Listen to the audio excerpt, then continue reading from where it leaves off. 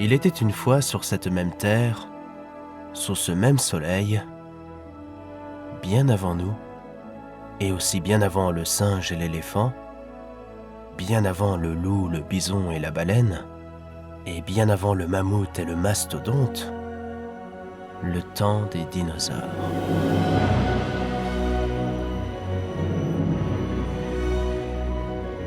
The Land Before Time, ou Le Petit Dinosaure et la Vallée des Merveilles, est un film d'animation d'aventure sorti en 1988, produit par Steven Spielberg et George Lucas, et réalisé par Don Bluth. Un nom que vous connaissez sans doute, que vous avez déjà entendu quelque part ou dont vous ignoriez l'existence, toujours est-il qu'il est considéré comme un des plus grands dans le monde de l'animation. Donc, avant de s'intéresser au film, il est néanmoins important de s'intéresser d'abord à son réalisateur. Don Bluth est un animateur donc ayant commencé sa joyeuse carrière en 1955 chez Walt Disney, en travaillant sur le 20e long métrage d'animation des studios, La Belle au Bois dormant. Hélas, le film, malgré ses nombreuses prouesses techniques et une méchante ô combien maléfique, ne sera pas un immense succès. Les histoires de princesses et autres contes de fées à la sauce Disney n'intéressent plus grand monde, et il faudra attendre 30 années avant de voir une nouvelle princesse débarquer dans les studios, à savoir la petite sirène. Mais peu importe, Don Bluth, ce qu'il aime, c'est donner vie à des personnages dessinés. Il continuera alors à travailler sur d'autres films Disney comme Merlin l'Enchanteur, Robin des Bois, Winnie l'Ourson, Bernard et Bianca, Peter et Elliot le Dragon, et enfin Rox et Rookie, en tant qu'animateur, assistant animateur ou même superviseur. Ou même réalisateur en 78 avec le magnifique moyen-métrage Le Petit Âne de Bethléem, ou The Small One, s'inspirant du conte de Noël du même nom signé Charles Tazewell. Durant ses années chez Disney, Don Bluth se lia d'amitié avec deux autres animateurs, Gary Goldman avec un G, merci, et John Pomeroy. En 73, le trio forma leur propre société de production, Don Bluth Productions. Arrive alors en 79 leur premier projet d'animation. Oui, 6 ans plus tard, un petit moyen-métrage de 22 minutes intitulé Banjo, le chat malicieux, qui sera acclamé voire récompensé, ce qui attira l'attention d'investisseurs proposant au trio d'animateurs de financer leur premier long-métrage. Suite à cela, Don Bluth et ses amis quittent les studios Disney, retardant alors la production de Rox et Rookie d'1 an. Le long-métrage en question vit le jour en 82 et s'intitule Brisby et le secret de Nîmes, adaptation d'un livre pour enfants de Robert C. O'Brien. Et niveau accueil, c'était disons mi-figue mi-raisin. En même temps, à l'époque, le secteur de l'animation se portait assez mal. Réalisé avec un budget de 7 millions de dollars, le film ne rapportera que le double, soit environ 14 700 000 $. Ce qui est correct pour un premier long métrage, mais insuffisant pour un film qualifié par une grande partie des critiques de succès artistique. Cependant, on notera que le film sera nommé 2 fois aux Saturn Awards en 82 pour le meilleur film d'animation dont il sera récompensé, et pour le meilleur film fantastique devancé par Dark Crystal, réalisé par Jim Henson et Frank Oz, deux membres connus du Muppet Show. N'ayant aucun projet de film à réaliser, Don Bluth et compagnie se tournèrent vers le jeu vidéo, en créant 2 dessins animés interactifs, Space Ace en 84 et le plus connu sorti un an plus tôt, Dragon's Lair, le tout premier jeu vidéo reposant sur le principe du Quick Time Event consistant à appuyer sur la touche exacte indiquée à l'écran pour faire avancer l'histoire. Or, rien n'est indiqué dans Dragon's Lair, le joueur doit réagir assez vite en fonction du contexte, ce qui rend la difficulté du jeu encore plus importante, le mettant au rang des jeux appelés Die and Retry, en français Meurs et réessaye, avec le non moins célèbre Ghosts and Goblins. Après sa rencontre avec un nouvel investisseur du nom de Maurice Sullivan, Don Bluth continua dans la réalisation de films d'animation et renomma sa boîte Sullivan Bluth Studios. Et c'est avec la participation de Steven Spielberg qu'il réalisa son deuxième long métrage, An American Tail ou Fievel et le Nouveau Monde, qui connaîtra sa sortie en salle en 1986. Le film coûtant dans les 9 millions de dollars, soit 2 millions de plus que le précédent film, rapportera plus de 104 500 000 $. Et pour un film d'animation n'appartenant pas au studio Walt Disney, c'est un record. Fievel et le Nouveau Monde est devenu le premier grand succès de Don Bluth et aura d'ailleurs droit à une suite quelques années plus tard, en 91, ne faisant pas partie de la filmographie de Don Bluth, le sympathique Fievel au Far West, ayant la particularité d'avoir au casting James Stewart, prêtant sa voix au chien Buffalo Blurp. Et c'est d'ailleurs son dernier rôle. Mais voilà, après l'énorme succès de La Petite Souris au cinéma, Bluth, Goldman et Pomeroy se lancèrent dans la production de nouveaux films. Le Petit Dinosaure et la Vallée des Merveilles de 88 qui nous intéresse aujourd'hui, Charlie, sorti la même année que La Petite Sirène, donc niveau chiffre c'est pas terrible, Rock Orico en 91, le premier film de Don Bluth à avoir tenté en partie de marier animation et prise de vue réelle, sauf que si tu compares avec Qui veut la peau de Roger Rabbit sorti 3 ans plus tôt, y a pas photo. Et y avait même pas besoin d'Eddie Mitchell à la VF pour sauver le film, ça a été un triste échec. le féerique Pousselina de 94, qui aurait pu attirer quelques spectateurs bercés par la magie Disney, sauf qu'au contraire, ça les a plutôt éloignés, le Lutin Magique, sorti la même année, réalisé avec un budget d'environ 23 500 000 $, et qui rapportera plus de 71 368 000 $. Non, je déconne, 3 zéros en moins. Et ce n'est pas de la faute du Roi Lion sorti il y a peu, non, cette fois-ci, c'est de la faute du film. L'animation est toujours au rendez-vous, mais le scénario n'a ni queue ni tête, les chansons sont niaises, et les personnages, qu'ils soient protagonistes ou antagonistes, sont pénibles. Ce film est un brouillon du début à la fin, et je me sens triste en disant ces mots-là. Bref, ensuite on a Yubi le petit manchot, parce que je suis désolé, en Antarctique il n'y a pas de pingouins, petit film d'animation de 95 que j'avoue avoir bien aimé malgré son échec. C'est d'ailleurs le dernier film sur lequel a travaillé John Pomeroy au studio Sullivan Bluff. Lui-même a décidé de quitter le navire pour retourner au studio Disney en travaillant sur l'animation de John Smith du film Pocahontas. Mais Don Bluth et Gary Goldman, très ambitieux, ne baissèrent pas les bras et décidèrent de réaliser leur prochain film, atteignant, avec l'aide de Fox Animation Studio, un budget de production d'environ 53 millions de $. Le film en question, vous le connaissez bien, il s'agit sans doute du plus connu de la filmographie de Bluth, Anastasia, sorti en 97, qui à l'époque a fait un peu d'ombre au studio Disney en récoltant près de 140 millions de $. Du coup, quel avenir pour Bluth, Goldman et Fox Animation? Après l'immense succès d'Anastasia, Fox Animation proposa à Bluth de réaliser une suite. Pourquoi une suite et quel intérêt? Ne vous en faites pas, notre ami animateur s'est également posé la question. Il préféra donc réaliser un spin-off d'Anastasia intitulé Bartok le Magnifique, mettant alors en scène la fidèle chauve-souris blanche de Rasputin. Sauf qu'il s'agit là d'un direct-to-vidéo, oublié et oubliable, réalisé donc avec un petit budget. Le reste du fric sera réservé pour l'un des projets les plus ambitieux des studios, Titan AE, sorti en 2000. Et comme dit le proverbe, plus on s'élève et plus dure sera la chute. Pour le cas de Titan AE, la chute fut mortelle. Le film coûtant dans les 75 millions de $, ne rapportera même pas la moitié, soit environ 36 750 000 $.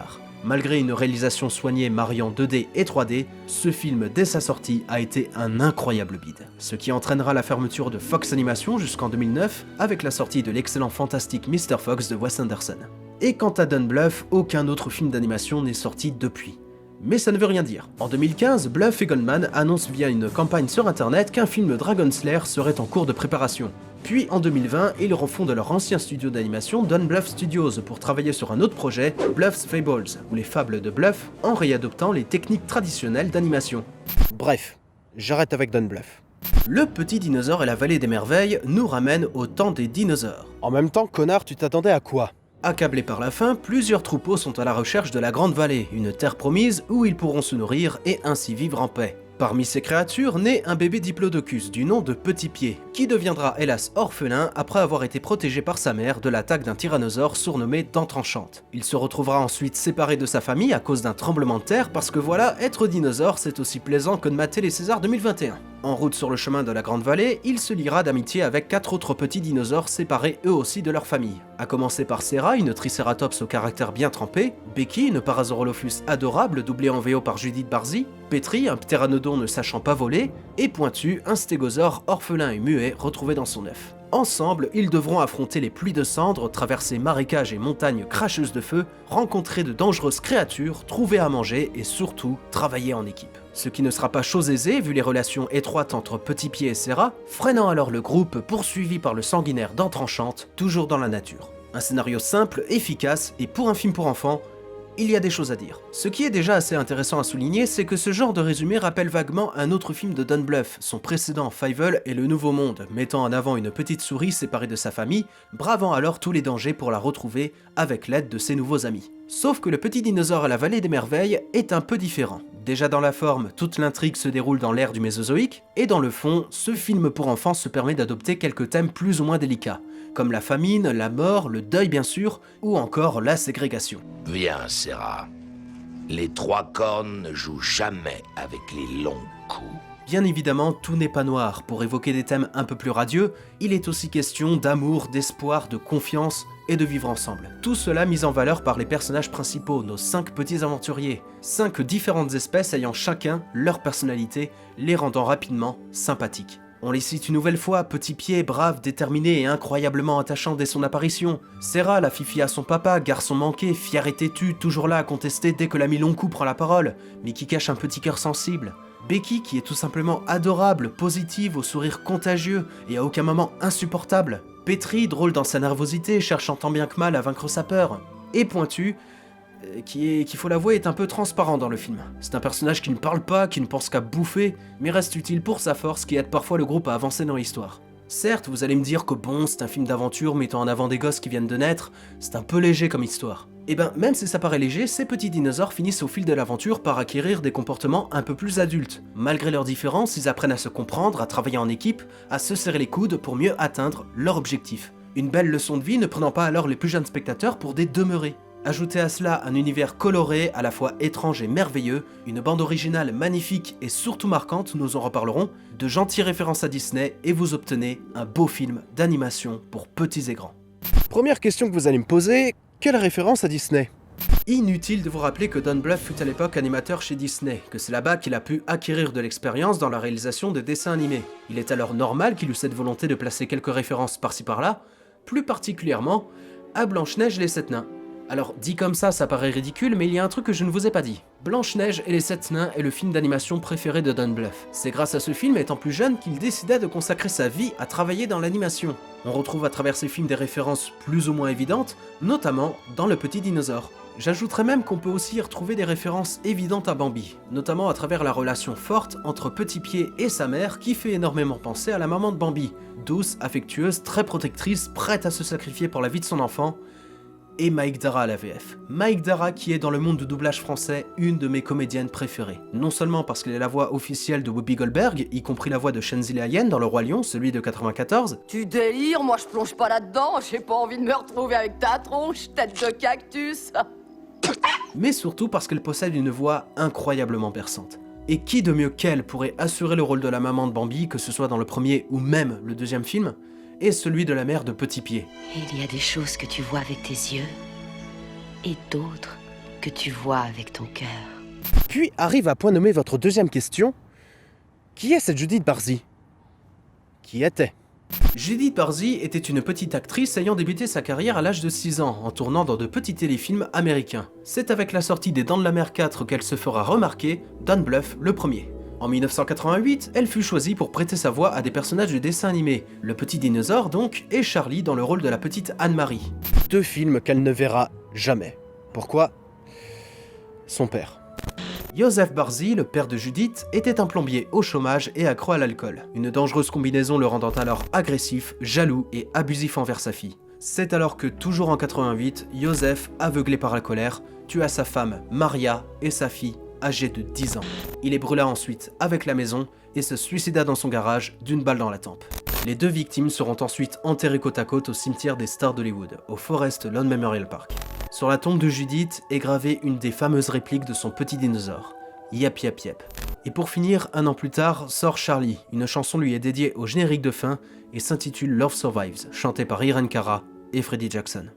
Arrêtons-nous là un instant et rappelons une nouvelle fois que Le Petit Dinosaure et la Vallée des Merveilles est ce que je considère comme le film de mon enfance, d'un film que j'ai vu étant gosse. Le regard que je lui porte est sans doute influencé par ma nostalgie personnelle. Petit, j'étais comme de nombreux enfants, j'adorais les dinosaures. J'ai toujours été fasciné par ces créatures, et côté cinéma, je regardais de temps en temps des films les mettant en scène, qui certes à l'époque n'étaient pas aussi nombreux. Les films, pas les dinosaures, pensez donc. Les 4 dinosaures et le cirque magique que je regardais chez ma tante, Le Petit Dinosaure bien sûr, et même Jurassic Park que ma mère me laissait regarder, et qui reste encore aujourd'hui mon film de Spielberg préféré. Oui, ça va vous paraître étonnant, mais à l'âge de 6-7 ans, je regardais ça. Merci maman. Je pourrais également citer Dinosaur, le premier classique d'animation Disney mélangeant images de synthèse et prises de vue réelles, et le premier film de dinosaures que j'ai vu au cinéma. Un bien beau film, avec une ouverture à couper le souffle, mais au risque de décevoir certains, ça n'est pas un de mes Disney préférés. Et en parlant de Disney, évidemment, j'ai grandi avec quasiment tous les films du studio aux grandes oreilles, Le Roi Lion et la Petite Sirène étant à l'époque mes 2 Disney préférés. Mais à côté, et ça va vous paraître surprenant, Le Petit Dinosaure et la Vallée des Merveilles est le film que j'ai vu le plus de fois étant enfant qu'un simple film d'animation Disney. Je ne sais combien de fois j'ai dévoré ce film. J'ai été bercé par l'animation fluide des personnages, par cet univers préhistorique, et surtout bercé par la musique de James Horner. Et c'est des années plus tard que je me suis rendu compte que, sans le savoir, il était mon compositeur de musique de film préféré. Et parmi les films sur lesquels il a travaillé et que je regardais plus jeune, on retrouve Jumanji, Chérie j'ai rétréci les gosses, Willow, Balto bien sûr, et surtout Casper, que j'aimais appeler petit autiste que j'étais. Le Casper? Alors, je fais vite une parenthèse, mais je considère le film Casper avec le petit dinosaure comme ma Madeleine de Proust. J'aime toujours son scénario simple, ses scènes tristes ou touchantes, les personnages bien sûr, je ne parle pas forcément des fantômes, mais des acteurs, à savoir Christina Ricci dans le rôle de Kat, qui, après avoir incarné Mercredi dans La Famille Addams, est devenue la petite copine de nombreux jeunes spectateurs, Bill Pullman en James Harvey, le père de Kat, qui me faisait bizarrement penser à Robin Williams, et bien sûr l'hilarant duo Cathy Moriarty et Eric Idle, respectivement dans les rôles de Carrigan et Dips. Ce qui me permet de faire une petite transition vers l'humour du film qui selon moi n'a pas pris une ride. On retrouve d'ailleurs quelques guests très sympathiques que je reconnaissais ou non, je pense notamment à la scène du miroir avec Clint Eastwood, Rodney Dangerfield, Mel Gibson et aussi la marionnette des Contes de la Crypte, une drôle de série que je vous recommande. Oh, et j'allais oublier une des premières séquences du film mettant en scène Dan Aykroyd, retrouvant le rôle de Ray de SOS Fantôme. Qui c'est qu'on appelle? Quelqu'un d'autre. Bref, ça c'est pour la gueule du film, mais ce qui m'envoûte le plus dans Casper, c'est sa musique. Honnêtement, je pense que ce qui fait la véritable force de ce film, c'est sa musique. Ces petites notes au piano qui parfois me font glisser des larmes, sans oublier les chœurs, ces mêmes chœurs que l'on retrouve dans Le Petit Dinosaure, telle une berceuse qui résonne en continu dans la tête et qui automatiquement nous ramène à l'enfance. Une enfance lointaine qui nous manque affreusement. Mais entre une Madeleine et une autre, fallait que je choisisse la meilleure. Mais pourquoi Le Petit Dinosaure? Après l'avoir revu durant mes années lycée, j'avais l'impression d'avoir découvert un autre film. Tout en ayant conscience, bien évidemment, que c'était bien avec celui-ci que j'ai grandi. J'ai retrouvé quelques scènes qui me sont restées en tête, comme la séquence d'ouverture dans l'eau avec les bulles remontant à la surface, ou encore la triste scène de la mort de la maman de Petit Pied. Mais ouais, je redécouvrais le film. Et après, je l'ai revu je ne sais combien de fois. J'étais comme moi enfant, et comme moi enfant, je vous le jure, je me suis mise à regarder les suites. L'île mystérieuse, la pierre de feu, la source miraculeuse, la légende du Mont Zorus. Bon, après, c'est pas d'excellents films, je ne les ai revus qu'une fois durant mon adolescence. C'est juste fou. C'est fou à quel point un petit film d'animation qu'on ait vu enfant peut avoir une influence particulière sur notre vie d'ado ou d'adulte. J'en avais presque les larmes aux yeux tellement ce fut un beau moment. Le Petit Dinosaure et la Vallée des Merveilles est un film à voir. Et même si vous l'aviez déjà vu étant gosse, vous devez revoir ce film. Vous trouverez forcément le temps pour le regarder, étant donné que le film dure exactement 1 heure... Ah non, 1 heure. Bon, j'exagère à peine, si vous voulez profiter du générique de fin avec la belle chanson de Diana Ross, If We Hold On Together, ainsi que de la belle musique de James Horner, vous aurez un film d'1h08 environ. Mais vous savez ce qu'on dit, la qualité avant la quantité. Votre regard sera sans doute différent du mien. J'en ai conscience. Il faut avouer que certains rebondissements, divers et variés, font aujourd'hui figure de déjà-vu. À ce propos, pour les personnes craignant de le revoir au risque d'adopter une vision beaucoup plus critique, voire sceptique, effaçant alors tendresse et affection pour cette œuvre merveilleuse, ayez autant de courage que nos 5 petits héros. Soyez braves, fiers, optimistes, vainquez vos craintes, redevenez enfant, et vous serez sûr de passer un bon moment devant ce film. Réservez-vous une soirée, asseyez-vous confortablement sur votre canapé, prenez une couverture et savourez cette belle odyssée au temps des dinosaures.